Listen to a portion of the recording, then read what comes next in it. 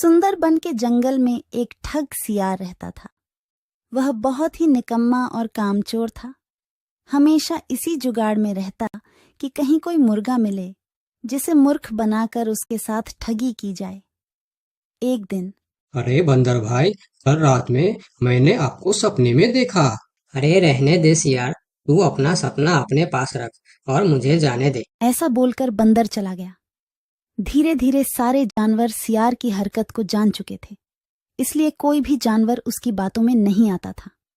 अब सियार समझ चुका था कि इस जंगल में उसकी दाल नहीं गलने वाली, इसीलिए वह दूसरे जंगल जाने का निश्चय किया और अगले दिन सियार अपने जंगल को छोड़कर दूसरे जंगल के तरफ निकल पड़ा।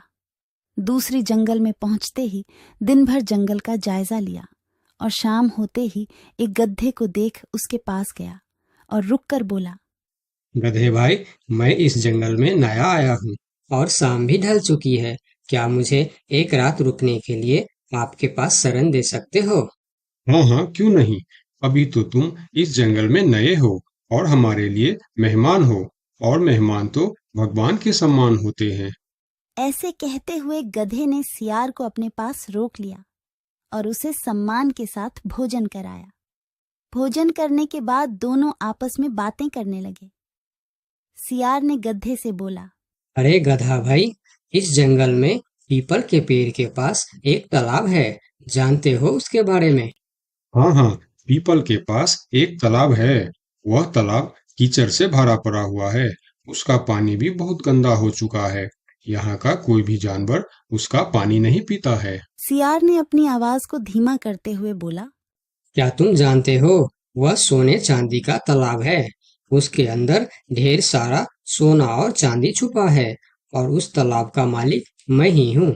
सियार का बात सुन गधे ने चौंक के बोला, ये तुम क्या बोल रहे हो सियार भाई? तालाब भी कहीं सोने और चांदी का होता है?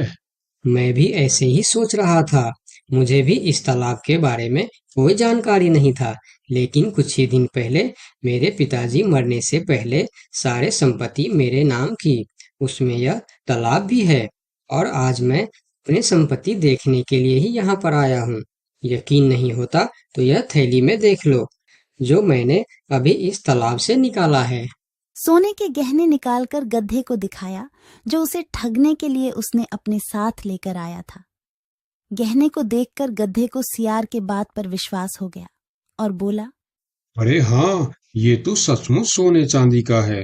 तब तो तुम बड़े ही भाग्यशाली हो, इसलिए तुम्हारे पास ये सोना चांदी का तालाब है। अब सियार मन ही मन खुश हो रहा था। उसे तो इसी बात का इंतजार था। गधा भाई, मुझे इस संपत्ति से कोई भी लालच नहीं है।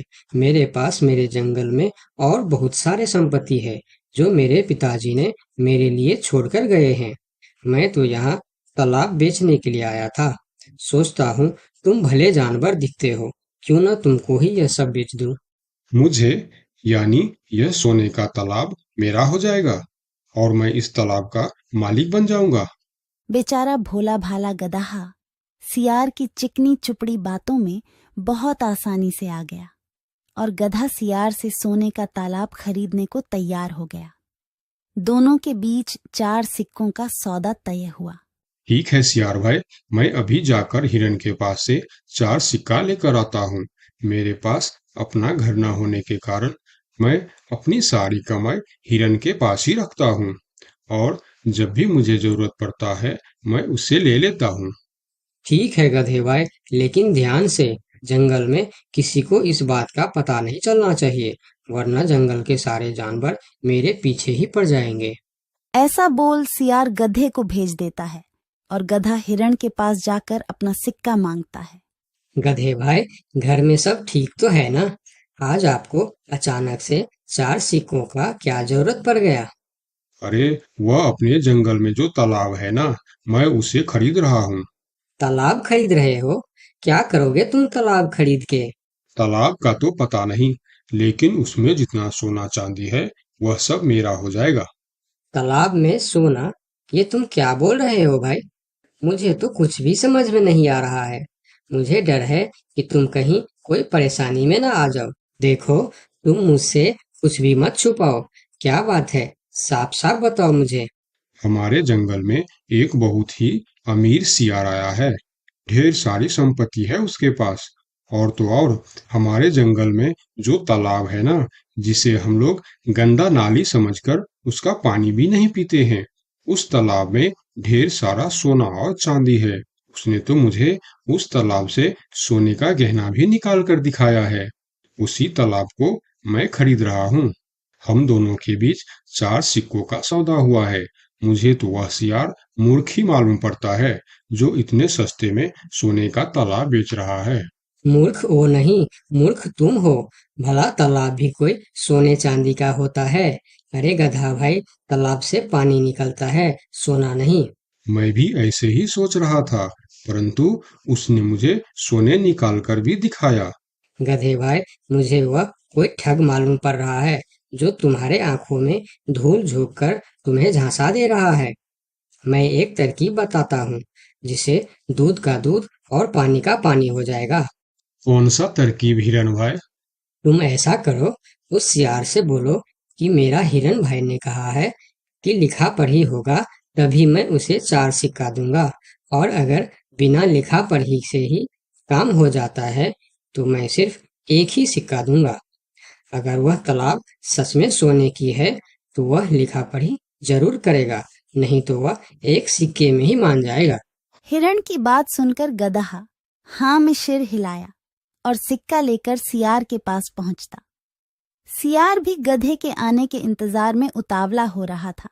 गधा पहुंचते ही सियार से बोला, सियार भाई, मेरा हिरन भाई ने कहा है, यदि आप लिखा पढ़ी के लिए तैयार हो तो मैं आपको 4 सिक्का दूंगा, वरना बिना लिखा पढ़ी के आप एक सिक्का ले लो और मुझे यह तालाब दे दो। सियार ठग किसी तरह से जल्दी करके सिक्का लेकर वहां से जाना चाहता था। वह बोला, अरे गधे भाई, तुम बड़े अच्छे और भले मालूम पड़ रहे हो, तुमसे क्या लिखा पढ़ी कराना। चलो, तुम एक ही सिक्का दे दो। अब गधे को समझने को कुछ बचा ही नहीं था। गधे को समझ में आ गया कि सियार उसको ठगना चाहता है। ठीक है सियार भाई, कोई भी शुभ कार्य करने से पहले मुंह मीठा करना जरूरी होता है। मैं अभी लड्डू लेकर आता हूँ, आप यहीं रुको। गधा जंगल से 2-3 जानवरों को बुला लाया और सियार की जमकर धुनाई कर दी। किसी तरह सियार वहां से